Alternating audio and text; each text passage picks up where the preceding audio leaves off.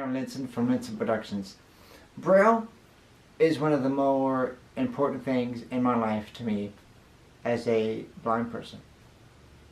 Now, when you're transitioning from having sight or having low vision to completely blind or losing a lot of your vision, this can be a very scary thing, because not only were you able to read print and know your surroundings and all that, but you don't have any of that anymore. So Braille can be very hard to pick up and a very scary thing among all your other issues of trying to figure out how to become blind in a sighted world.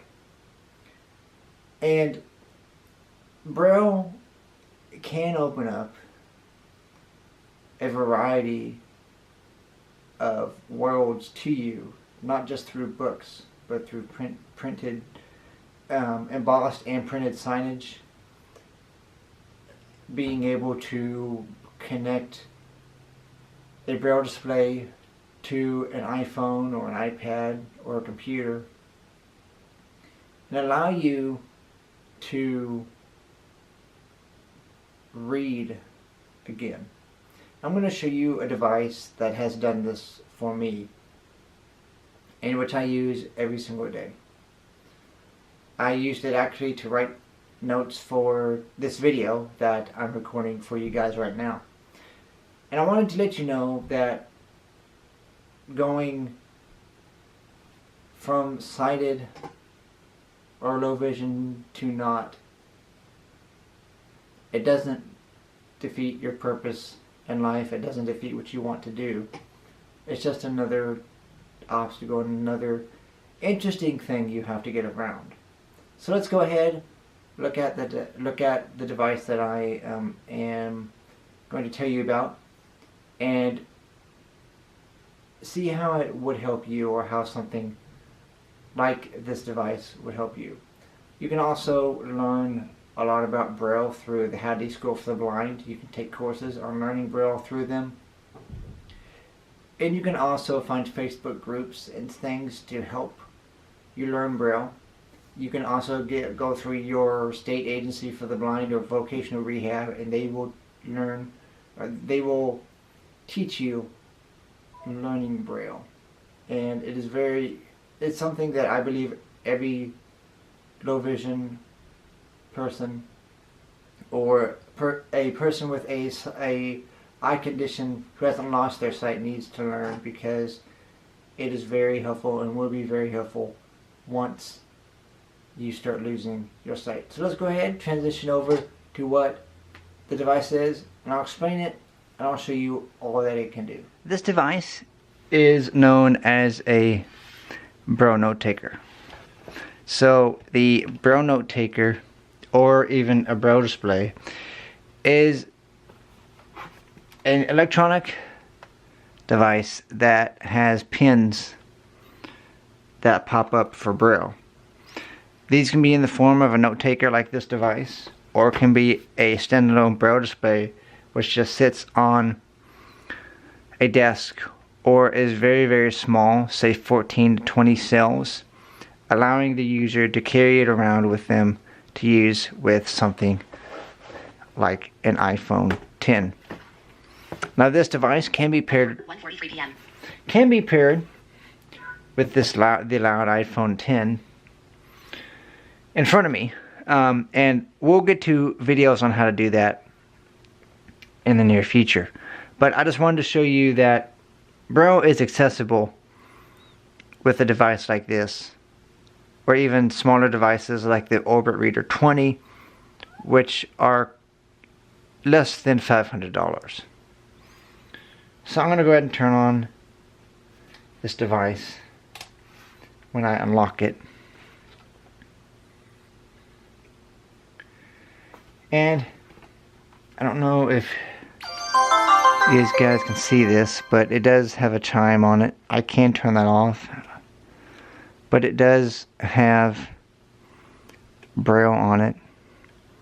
And right now it is saying it is in a book, but if I hit a key here,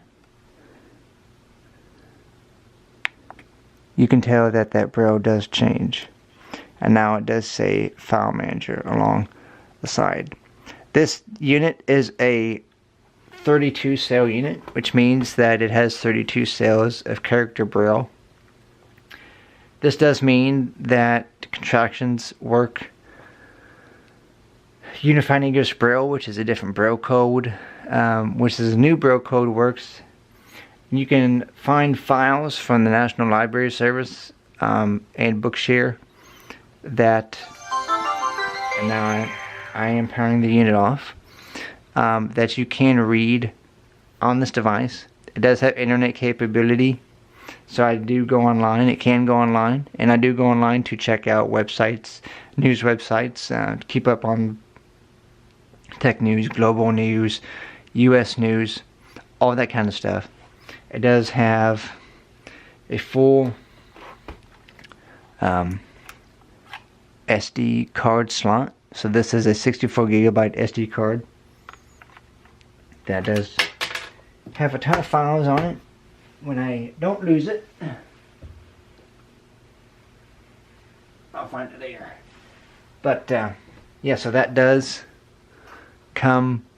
not come with the device. The SD card doesn't come with the device, but does have an SD card slot. Does have two USB Type A slots, so you can plug in thumb drives, external keyboards. The really cool thing is it has an Ethernet port, so it can be hardwired. Does have another USB port, a VGA video port, and then a lock feature, which this all the way to the right can lock all the keys, or I can only lock the top portion, which is this part here, so that these media keys can be accessed, or I can switch it all the way to the bottom and I can access everything. So that's a really cool feature. And then this micro USB port is for connecting it to a computer.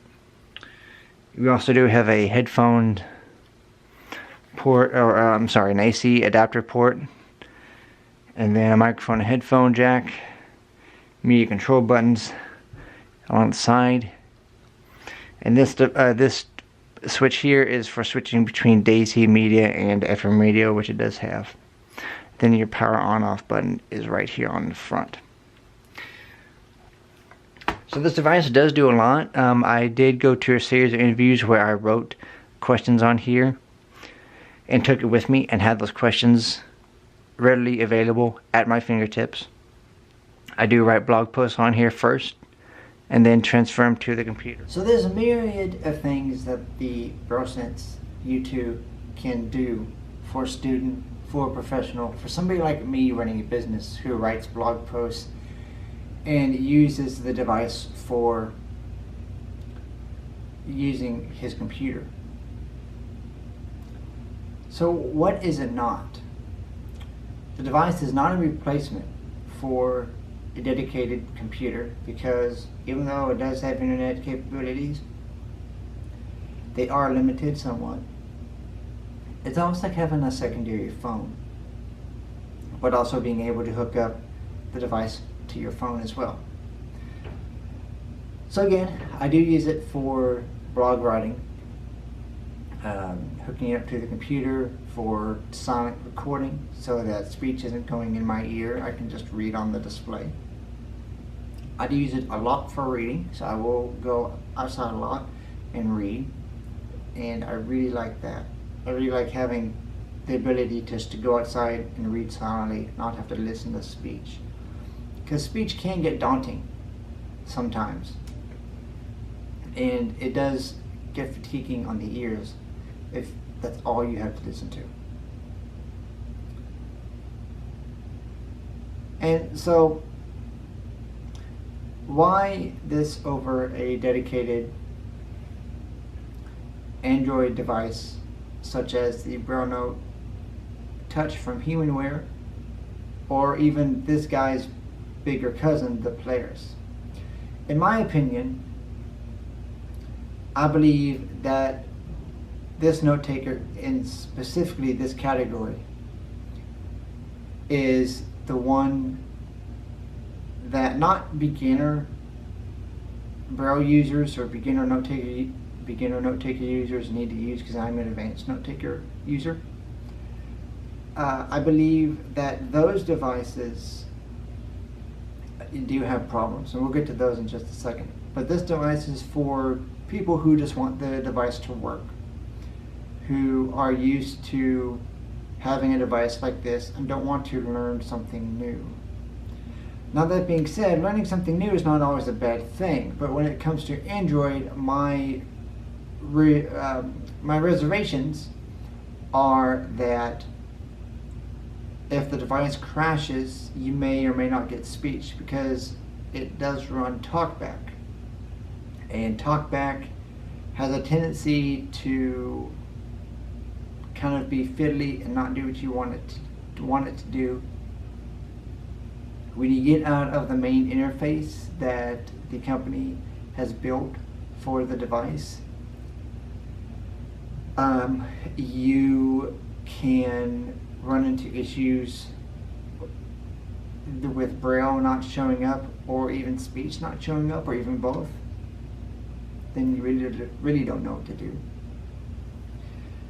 And honestly, I like typing in virtual Braille on my iPhone with the Braille screen input, but on a dedicated device like this, I like having the tactile